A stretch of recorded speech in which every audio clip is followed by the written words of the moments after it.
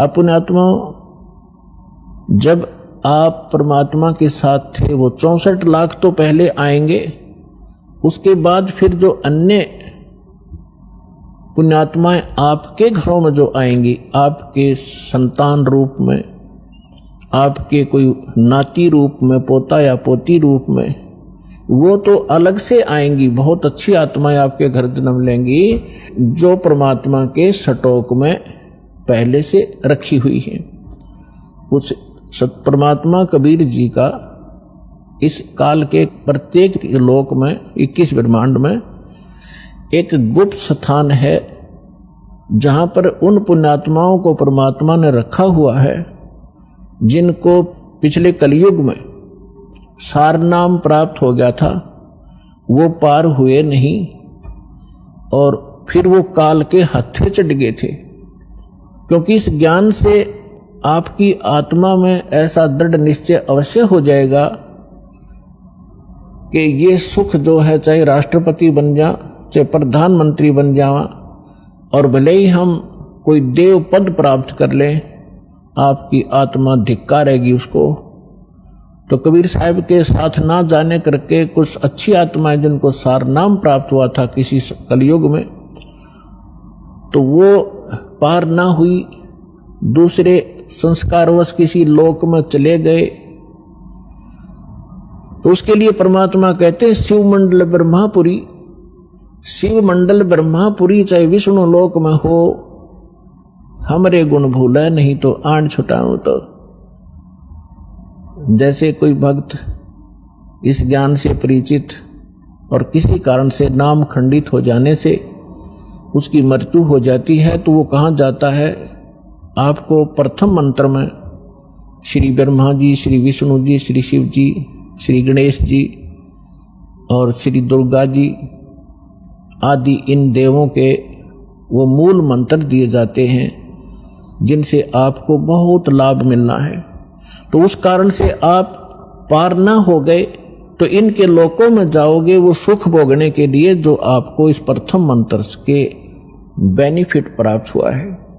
ये लाभ आप वहां अक्षीण करने चले जाओगे।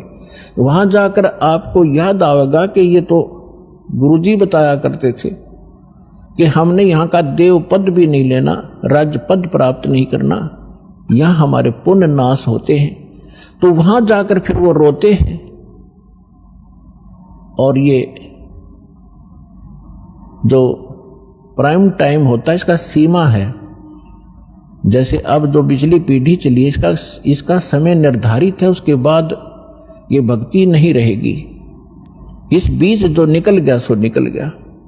तो वो भक्ति जो युग है उसका समय समाप्त हो चुका होता है और उनकी मृत्यु हो जाती है। वो कोई ब्रह्मा जी के लोक में जा रहा होता है, कोई विष्णु जी के लोक में, कोई गणेश जी के यहाँ अपने इन मंत्रों के पुनों के आधार से, भक्ति के आधार से इनको वहाँ खाता है, बर्बाद करता है। तो वहाँ वो रोते हैं। तब परमात्मा जाते हैं, उनको वहाँ से छुड़वा कर लाते हैं। उनको उस समय मनुष्य दोबारा जन्म नहीं देते, उनको अपने पास स्टॉक में रखते हैं। उनके ऊपर इतना रहम हो जाता है कि अब उनका जन्म आपके घरों में होगा, आपके बेटा बेटी, आपके पोता पोती के रूप में सबके घर वो पुण्यात्माएं आएंगी। उनके संस्कार इतने गजब के होंगे, इतने अच्छे होंगे कि उनको किसी प्रकार का कोई कष्ट नहीं होगा उनके जीवन में। और उनको जन्म से ही मंत्र मिलेंगे, 3 वर्ष के होते ही भक्ति करेंगे और 8 वर्ष का होते उसको सतनाम मिलेगा। और फिर 12 वर्ष के बाद, 13 वर्ष के बाद अंतर ही उसको सारनाम प्राप्त होगा। अब के वो मोक्ष प्राप्त कर जाएंगे। आप भी करोगे क्योंकि ये भक्ति युग प्रारंभ हुआ है।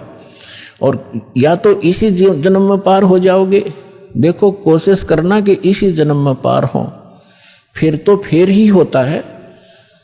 नेक्स्ट लाइफ का, नेक्स्ट जीवन की सपने में भी इच्छा मत रखना।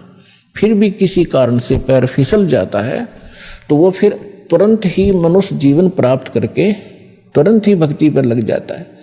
अपने आत्माओं देखो, आप भक्ति और इस अध्यात्म मार्ग से परिचित नहीं है।